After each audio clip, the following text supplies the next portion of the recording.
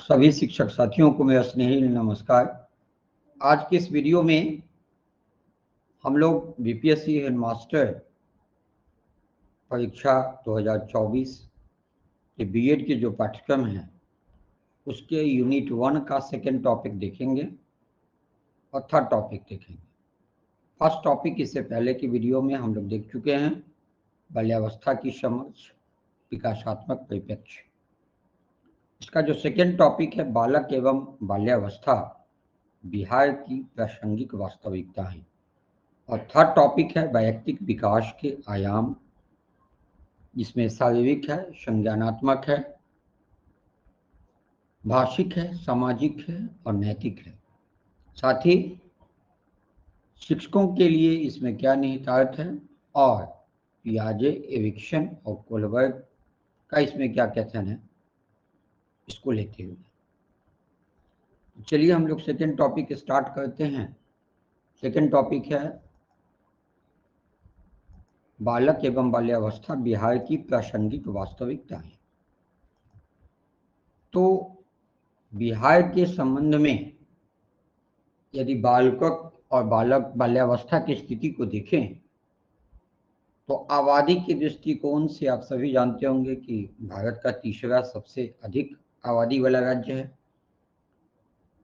और इस आबादी के 46% बच्चे हैं। ये भी ध्यान में रखने की आवश्यकता है कि अगर 91 की जनगणना के अनुसार देखा जाए कि आबादी 10 करोड़ 40 लाख की आबादी जो लगभग थी, उसका 46% आप देखें तो लगभग 4 करोड़ 70 लाख बच्चे हैं बिहार में। और इतने अनुपात में बच्चे, 46% बच्चे देश के अन्य राज्यों में नहीं है। तो यह भारत के किसी भी राज्य में बच्चों का उच्चतम अनुपात है। एक प्रासंगिक वास्तविकता तो यह है कि कुल जनसंख्या के अनुपात में बिहार राज्य में बच्चों का जो प्रतिशत है वो सर्वाधिक है। कितना? 46%। और पूरे देश के बच्चों की संख्या यदि मान लीजिए कि पूरे देश की संख्या अगर 100 बच्चे हैं पूरे भारत में, तो 11 बच्चे उसमें अकेले बिहार से हैं। तो बिहार के बच्चों की जनसंख्या भारत की आबादी का 11% है और बिहार में लगभग 88.7% लोग गांव में रहते हैं एवं 33.7% लोग गरीबी रेखा से नीचे हैं। जब परिवार गरीबी रेखा से नीचे हैं तो निश्चित तौर पर उनके बच्चे भी गरीबी रेखा से नीचे हैं, और जब गरीब बीपीएल में हैं तो कई मौलिक सुविधाओं का अभाव उनमें पाया जाता है, और जिसका मुख्य कारण है व्यापक रूप से फैली हुई गरीबी, गहरी पैठ वाली सामाजिक सांस्कृतिक परिदृश्य, जातीय और लैंगिक असमानता, खराब संस्थागत ढांचे, जो हमारा जो ऑर्गेनाइजेशन स्ट्रक्चर है वो वेल मैनेजमेंट नहीं होने की वजह से, बुनियादी सेवाओं की कमी है, और प्राकृतिक आपदा जो हमारे राज्य में आती है और खासकर बाढ़ जो अक्सर आती है, यह हमारे राज्य को अभावग्रस्त बनाने के लिए सार्थक कदम उठाती है। अब समावेशी विकास तथा प्रति व्यक्ति आय के मामले में यह राज्य भारत का सबसे पिछड़ा राज्य है, जहां पे प्रति व्यक्ति आय भी कम है और समावेशी विकास का भी अभाव है। शिशु मृत्यु दर की बात करें तो बिहार में हर 8 मिनट में एक नवजात की मौत हो जाती है और हर 5 मिनट में एक शिशु की मौत हो जाती है।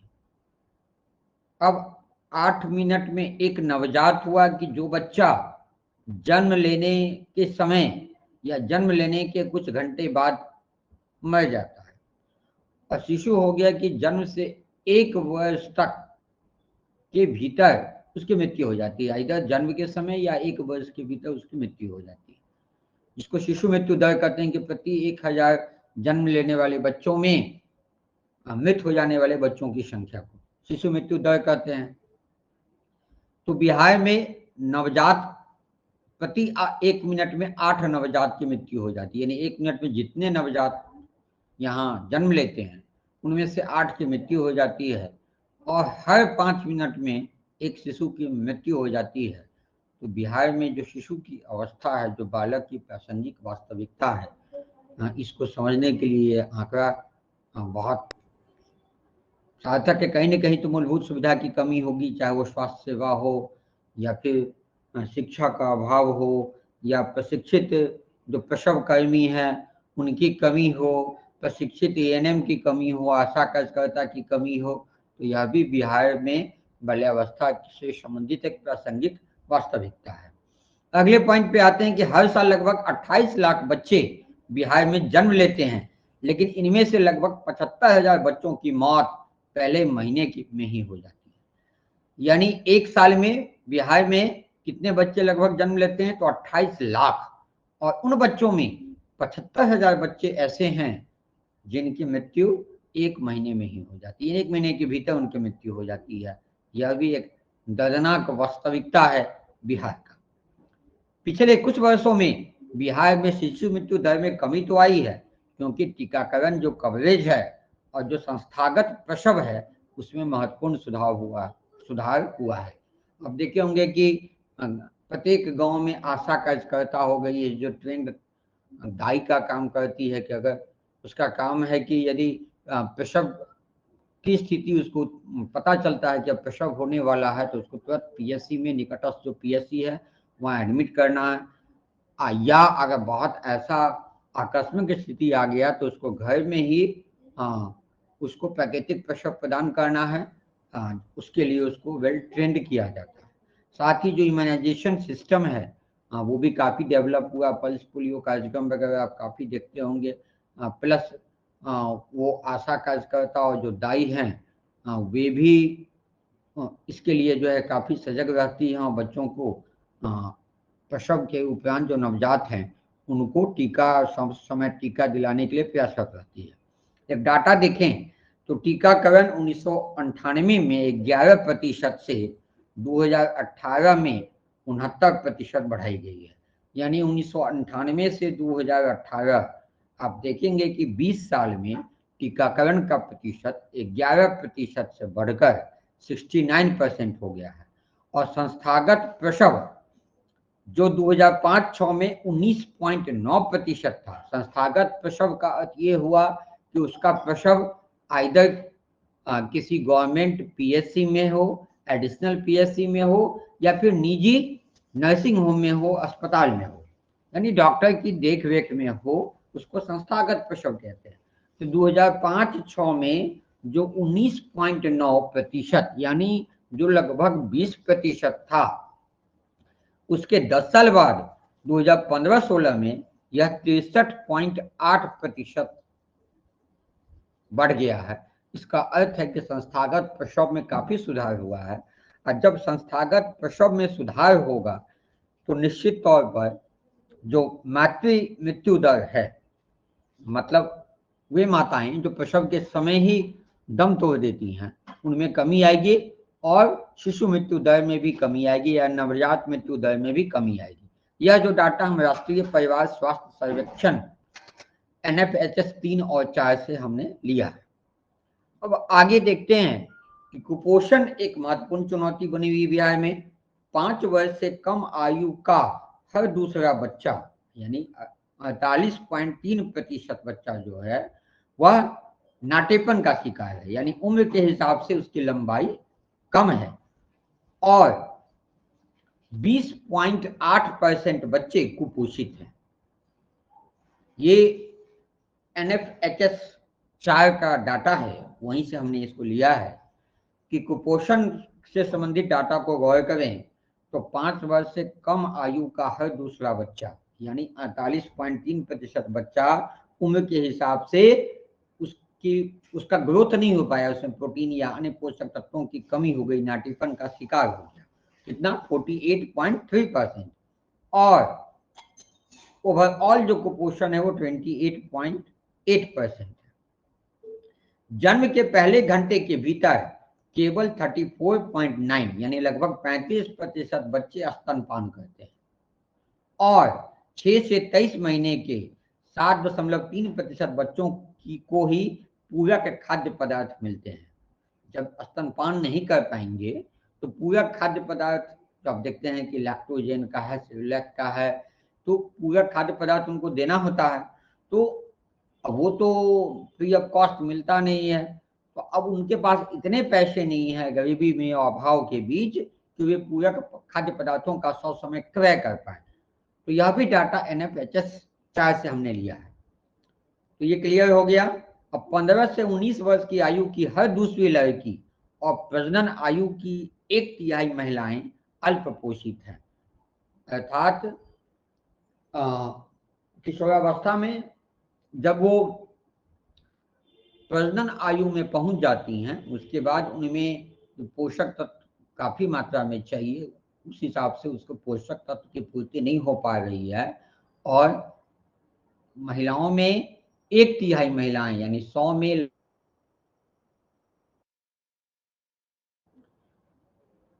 अब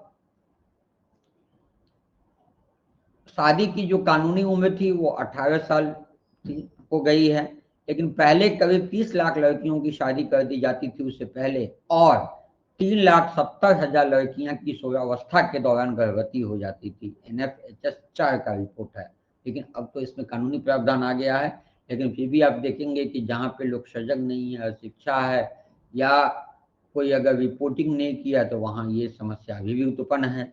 इसे संबोधित करने के लिए लड़कियों के सशक्तिकरण पर ध्यान केंद्रित करते हुए राज्य ने एक व्यापक महिला सशक्तिकरण नीति को अपनाया है और बाल विवाह और दहेज प्रथा को समाप्त करने के लिए राज्यव्यापी अभियान चलाया गया है।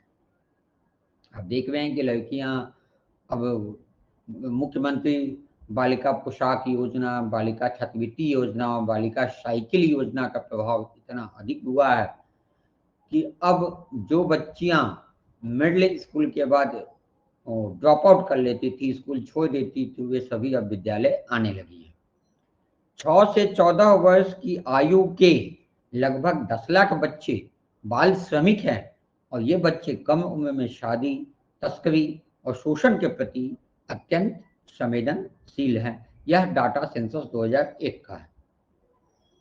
चुनौतियों के बावजूद बिहार में हाल के वर्षों में विकास में प्रगति हुई है। जो अभी वास्तविकता देखें प्रासंगिक वर्तमान स्थिति की, अधिकांश लड़के और लड़कियां प्राथमिक विद्यालयों में नामांकित हैं, लेकिन इनकी नियमित उपस्थिति, गुणवत्तापूर्ण शिक्षा और माध्यमिक स्कूलों तक पहुंच जो है वो चिंता का विषय है। यदि आप प्राइमरी से मिडिल स्कूल का डाटा देखें और मिडिल स्कूल से हाई स्कूल और +2 का डाटा देखें तो उसमें उसके डाटा में काफी अंतर होता है, अभी भी ड्रॉप आउट बना हुआ है। बेहतर प्रशासन से बेहतर स्वास्थ्य सेवाओं, शिक्षा पर अधिक जोर, सामाजिक क्षेत्र के कार्यक्रमों के बेहतर प्रबंधन और अपराध और भ्रष्टाचार में कमी आई है। निश्चित तौर पर पहले से तो भ्रष्टाचार घटा है, पहले से अपराध घटा है, क्योंकि मैनेजमेंट बेहतर हुआ है।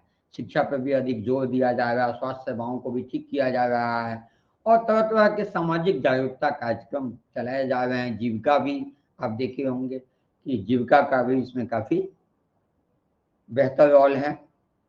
बिहार सरकार ने सर्व शिक्षा अभियान जो SSA है, मध्याह्न भोजन योजना, बिहार शिक्षा परियोजना परिषद जिसको BEPC कह सकते हैं, मुख्यमंत्री बालक बालिका साइकिल योजना सहित प्राथमिक शिक्षा की गुणवत्ता में सुधार के लिए विभिन्न पहलुओं और योजनाओं को लागू किया गया है। हालांकि बिहार में प्राथमिक शिक्षा प्रणाली की कई चुनौतियों का सामना करती है। प्राथमिक शिक्षा को हम इसलिए जोर दे रहे हैं कि बालक एवं बाल्यावस्था बिहार की प्रासंगिक वास्तविकताएं हैं, तो हम यहाँ प्राइमरी एजुकेशन जो उस आयु में वर्ग के बच्चे लेते हैं उसी पर हमने इसको फोकस किया है, क्योंकि इसके बाद अपन किशोरावस्था में भी एक टॉपिक है कि किशोरावस्था के संदर्भ में बिहार की प्रासंगिक वास्तविकताएं, तो उसमें हम माध्यमिक विद्यालयों से संबंधित संदर्भ को लेंगे। अब है कि बिहार के में प्राथमिक विद्यालयों के सामने क्या चुनौतियां हैं, क्योंकि ये बाल्यावस्था से संबंधित है, तो यहाँ बुनियादी ढांचा और सुविधाओं का अभाव है। अभी भी अप्रचलित पाठ्यक्रम और शिक्षण विधियां हैं जो पहले से चली आ रही है, वो विधि जो शिक्षक केंद्रित रहे हैं, हालांकि इसमें अब काफी कौशल का विकास हुआ प्रशिक्षण के माध्यम से, अब छात्र केंद्रित होता जा रहा है। प्रशिक्षित शिक्षकों की कमी रही है, लेकिन धीरे धीरे अब प्रशिक्षित शिक्षक आने लगे हैं। कम नामांकन और उच्च ड्रॉप आउट दर है, जिसकी चर्चा हम कर चुके हैं कि वो प्राइमरी से मिडिल स्कूल में आते आते कुछ बच्चे स्कूल छोड़ देते हैं, फिर मिडिल स्कूल से हाई स्कूल आते आते बच्चे स्कूल छोड़ देते हैं। सामुदायिक भागीदारी का अभाव है, उनको एक बेहतर पारदर्शी रोल की कमी होती है, उनको रोल नहीं मिल पाता है। अब इन चुनौतियों का बिहार में प्राथमिक शिक्षा की गुणवत्ता पर गंभीर प्रभाव पड़ा है। बिहार सरकार ने प्राथमिक शिक्षा की गुणवत्ता में सुधार के लिए सर्व शिक्षा अभियान, मध्याह्न भोजन योजना, बिहार शिक्षा परियोजना परिषद और मुख्यमंत्री बालक बालिका साइकिल योजना जैसी विभिन्न पहलुओं और योजनाओं को लागू किया है। हालांकि इन चुनौतियों का समाधान करने के लिए सरकार, समुदाय और नागरिक समाज संगठनों सहित सभी हितधारकों के ठोस प्रयासों की आवश्यकता है।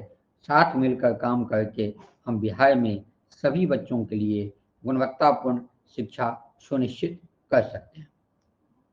अब कैसे कर सकते हैं? तो इंफ्रास्ट्रक्चर और सुविधाएं देखें कि अब आप बिहार की जो प्राथमिक शिक्षा प्रणाली में अपर्याप्त बुनियादी ढांचे और सुविधाएं स्कूलों के सामने प्रमुख चुनौतियां बनी हुई है। बहुत सारे विद्यालयों में उचित सामने पर्याप्त संख्या में कक्षाओं का, शौचालयों का, पेयजल सुविधाओं का भी अभाव देखा गया है। छतों और दीवारों से पानी टपकने का आप न्यूज़ में देखते होंगे। कई कक्षाओं की हालत खराब है। इसके अतिरिक्त नियमित रूप से विद्यालय आना गरीब बच्चों का यह भी एक प्रमुख समस्या बना हुआ है। विशेष रूप से लड़कियों को जो पर्याप्त स्वच्छता सुविधाओं के अभाव में स्कूल छोड़ने के लिए मजबूर हो जाती हैं।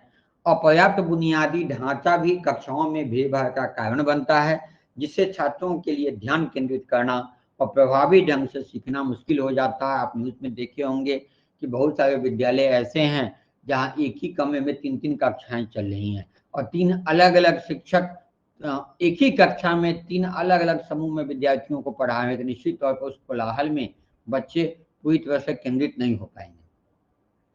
कुछ मामलों में एक ही कमरे में कई कक्षाएं आयोजित की जाती है।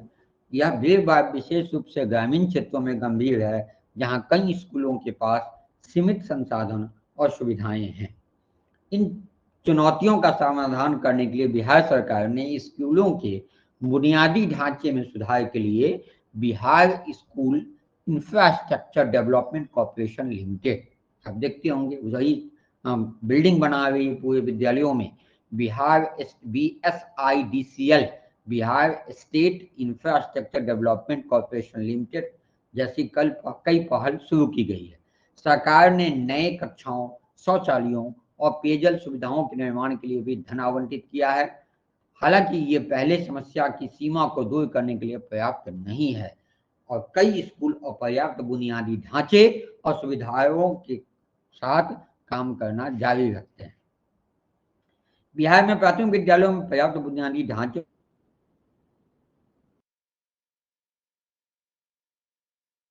प्रगति में बाधक है। सरकार को स्कूलों के बुनियादी ढांचे में सुधार के लिए निवेश जारी रखने और यह सुनिश्चित करने की आवश्यकता है कि सभी स्कूलों में उचित कक्षाएं, शौचालय और पीने के पानी की सुविधा जैसे बुनियादी सुविधाएं मौजूद हों और ऐसा करके हम सीखने के लिए अनुकूल माहौल बना सकते हैं और यह सुनिश्चित कर सकते हैं कि बिहार में हर बच्चे को गुणवत्तापूर्ण शिक्षा मिले। प्राथमिक विद्यालयों की संख्या देखें तो 2021 तक बिहार में 72,000 से अधिक प्राथमिक विद्यालय थे, जो इसे भारत की सबसे बड़ी प्राथमिक शिक्षा प्रणालियों में से एक बनाता है। बड़ी संख्या में स्कूलों होने के बावजूद भी बिहार की गुणवत्ता और स्कूलों का बुनियादी ढांचा महत्वपूर्ण चुनौती बना हुआ है।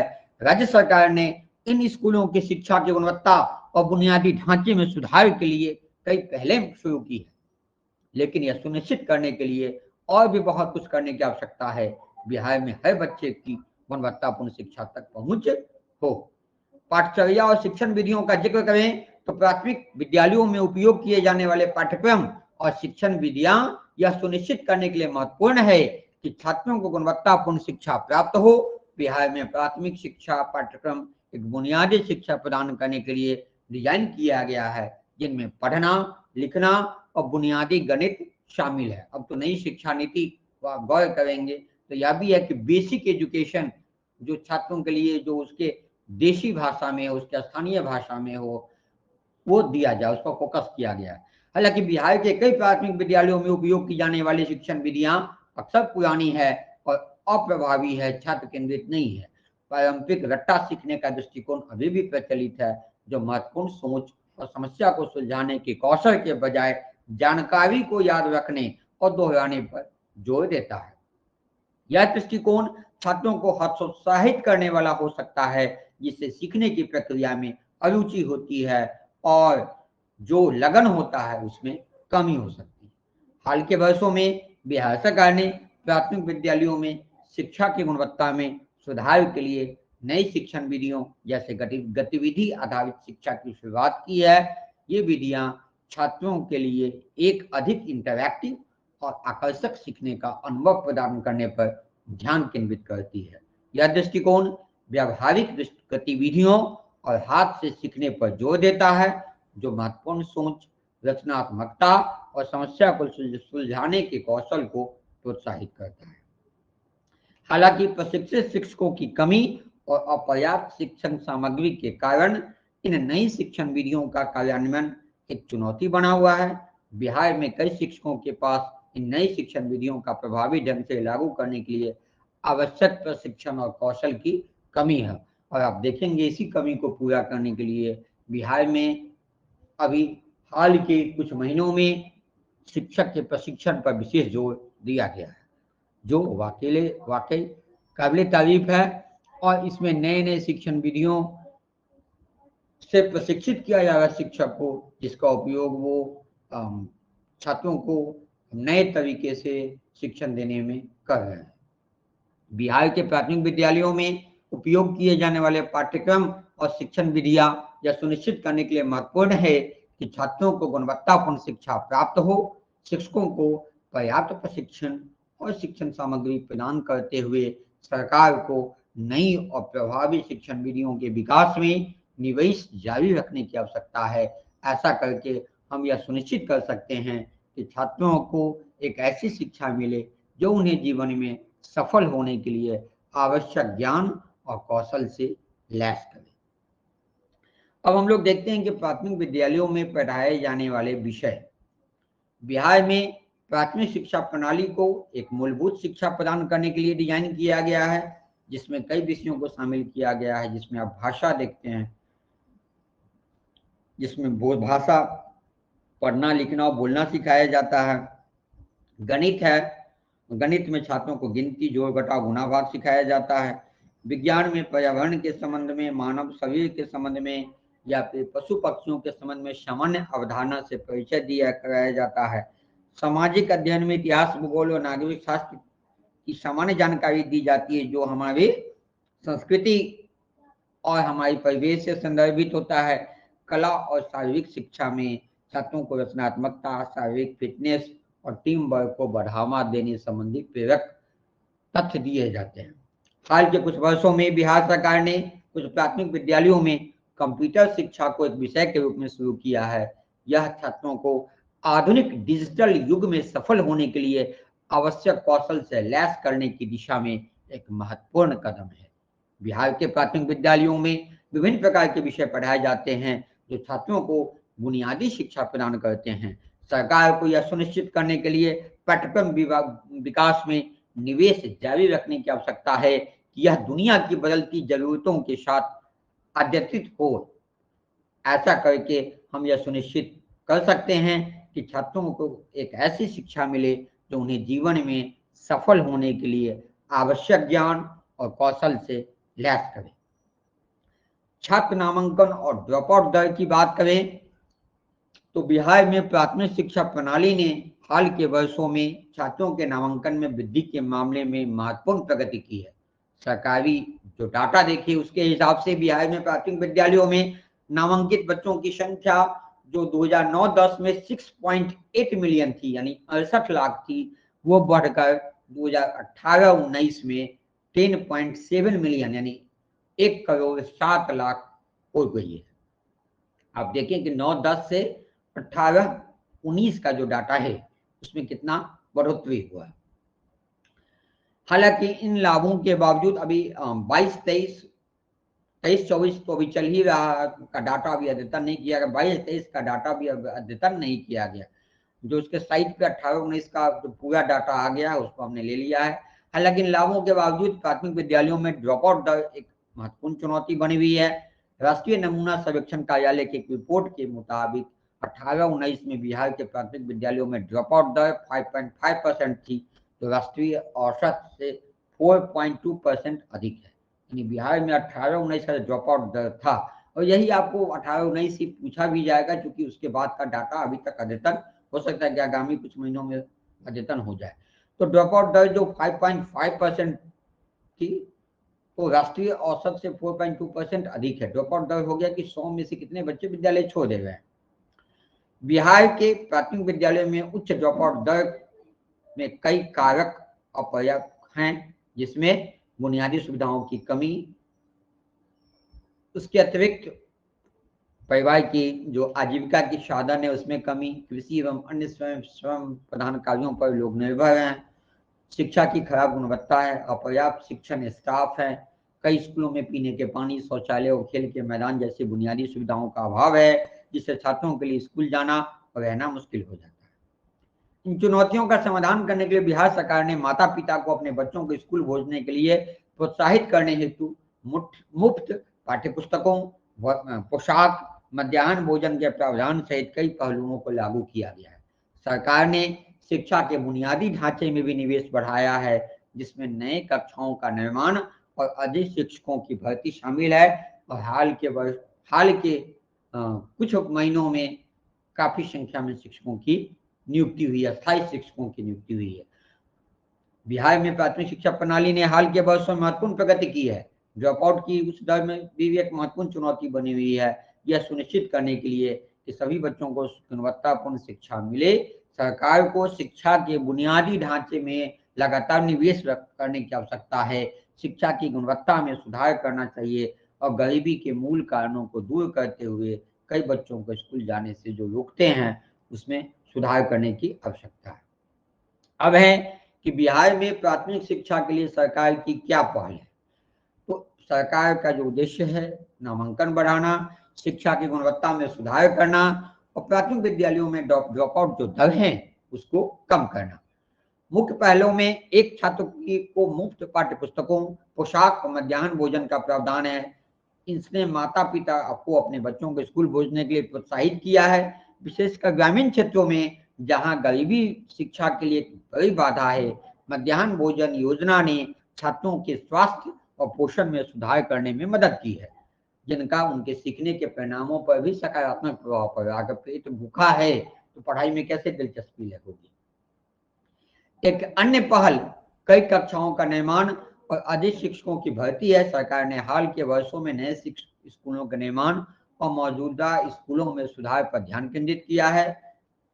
शिक्षकों की भी पर्याप्त संख्या में नियुक्ति की प्रक्रिया जारी है। इससे कक्षाओं में भीड़भाड़ को कम करने और यह सुनिश्चित करने में मदद मिली है कि हर बच्चे को गुणवत्तापूर्ण शिक्षा मिले। सरकार ने प्राथमिक विद्यालयों में शिक्षा की गुणवत्ता में सुधार के लिए कई कार्यक्रमें भी शुरू की है।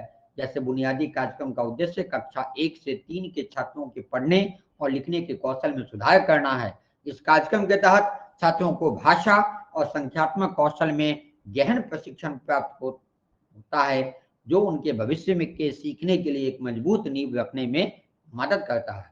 इसके अलावा सरकार ने शिक्षा प्रणाली की जवाबदेही और पारदर्शिता में सुधार के लिए कई उपाय किए हैं। जैसे सार्थक कार्यक्रम का उद्देश्य वास्तविक समय में शिक्षकों की उपस्थिति और प्रदर्शन की निगरानी करना है।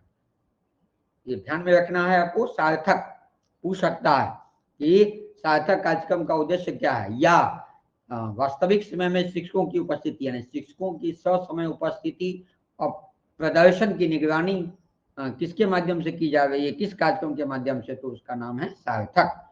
इससे यह सुनिश्चित करने में मदद मिलती है कि शिक्षकों को उनके प्रदर्शन के लिए जवाबदेह ठहराया जाए और छात्रों को गुणवत्तापूर्ण शिक्षा मिले। अब देखे होंगे इस तरह के कई लेटेस्ट निकले हैं कि अगर बच्चे फेल करते हैं तो उससे संबंधित शिक्षकों पर ही कार्रवाई होनी है। कुल मिलाकर बिहार सरकार ने राज्य में प्राथमिक शिक्षा प्रणाली में सुधार के लिए एक मजबूत प्रतिबद्धता का प्रदर्शन किया है, जबकि अभी भी कई चुनौतियों से पाना बाकी है। सरकार की पहलों का प्राथमिक विद्यालयों में छात्र नामांकन, ड्रॉप आउट दर और शिक्षा की गुणवत्ता पर सकारात्मक प्रभाव पड़ा है। अब हम लोग ऐसे से सर्व शिक्षा अभियान को देखें। सर्व शिक्षा अभियान प्रारंभिक शिक्षा को सार्वभौमिक बनाने के उद्देश्य से भारत सरकार का एक महत्वपूर्ण कार्यक्रम है, जिसकी शुरुआत 2001 में हुई थी। तो एसएसए की शुरुआत कब हुई थी? 2001 में, और इसे राज्य सरकारों के साथ साझेदारी से लागू किया गया है। क्योंकि शिक्षा जो है वो समवर्ती सूची में शामिल है, तो केंद्र सरकार 2001 से राज्य सरकार के सहयोग से सब शिक्षा अभियान को पूरे देश में लागू की है। इसका उद्देश्य क्या है? 6 से 14 वर्ष की आयु के सभी बच्चों को गुणवत्तापूर्ण प्रारंभिक शिक्षा प्रदान करना। इसके तहत बिहार सरकार ने राज्य में प्राथमिक शिक्षा में सुधार के लिए कई उपाय किए हैं, जिनमें नए स्कूलों का निर्माण, छात्रों को मुफ्त पाठ्य पुस्तकों और यूनिफॉर्म का प्रावधान और अधिक शिक्षकों की भर्ती शामिल है।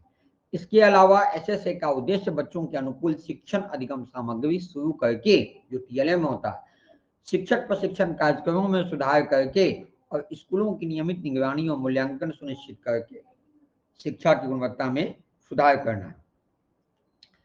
एसएसए की प्रमुख विशेषताओं में एक है समावेशी शिक्षा पर ध्यान केंद्रित करना। ठीक है, एसएसए की मुख्य एक प्रमुख विशेषता है, और विकल्प में समावेशी शिक्षा होगा तो उसको आप ध्यान में रखेंगे। कार्यक्रम का उद्देश्य लड़कियां, कम आय वाले परिवारों के बच्चों और विकलांग बच्चों, दिव्यांग जिसको कहें, बच्चों सहित सीमांत समुदाय के बच्चों के लिए शिक्षा तक समान पहुंच प्रदान करना है। एसएसए का उद्देश्य शिक्षा प्रणाली में माता पिता और समुदाय की भागीदारी को बढ़ावा देना भी है। एसएसए का बिहार में प्राथमिक शिक्षा प्रणाली पर महत्वपूर्ण प्रभाव पड़ा है। नामांकन दर में वृद्धि हुई है और ड्रॉप आउट दर में भी कमी आई है। इस कार्यक्रम ने प्राथमिक विद्यालयों में शिक्षा गुणवत्ता में सुधार करने में भी मदद की है, जिससे सीखने के परिणामों में सुधार पर ध्यान केंद्रित किया गया है और यह सुनिश्चित किया गया है कि प्रत्येक बच्चे को गुणवत्तापूर्ण शिक्षा प्राप्त हो।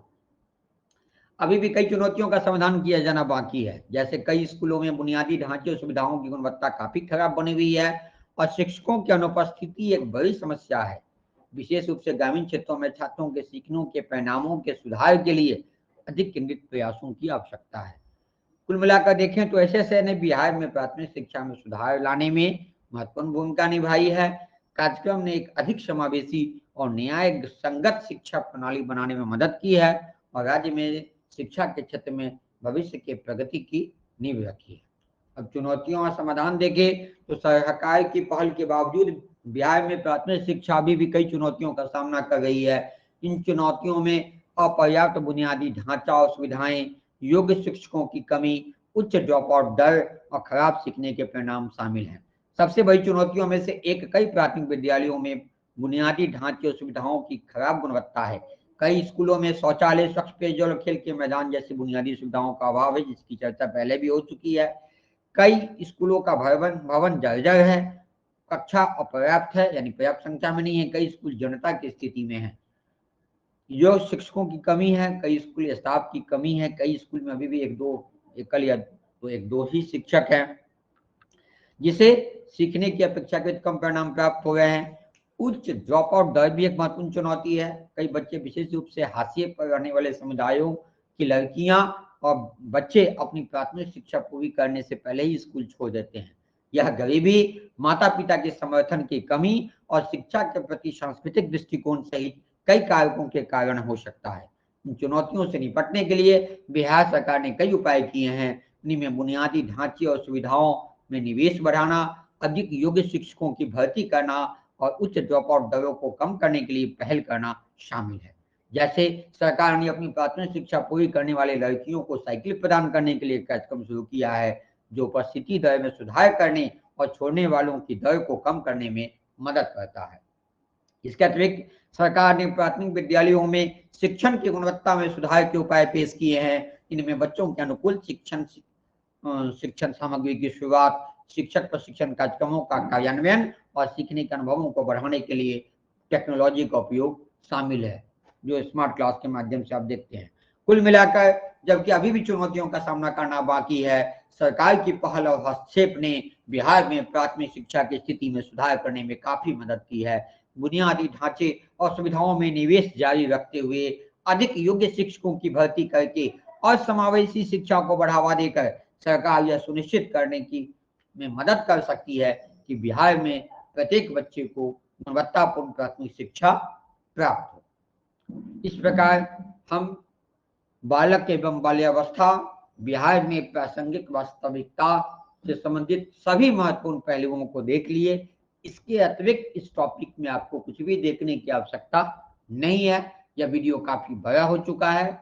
अगले वीडियो में हम व्यक्ति विकास के विभिन्न और उस आयाम में शारीरिक, संज्ञानात्मक, भाषिक, सामाजिक एवं नैतिक को देखेंगे और साथ ही इसके शिक्षकों के निहितार्थ से क्या अंतर संबंध है इसको भी देखेंगे और पियाजे और एरिक्सन और कोलबर्ग के संदर्भ में इसका क्या मान्यता है, इनका क्या कहना है, इसके हिसाब से क्या धारणा है, इसको भी लोग अगले वीडियो में देखेंगे। निश्चित तौर पर अगले वीडियो बने रहने के लिए सब्सक्राइब करते हुए आप नोटिफिकेशन को ऑन कर दें, स्वतः आपको अगला वीडियो मिल जाएगा। बहुत जल्द हम अगले वीडियो में थर्ड टॉपिक के साथ आपसे मुलाकात करते हैं। धन्यवाद।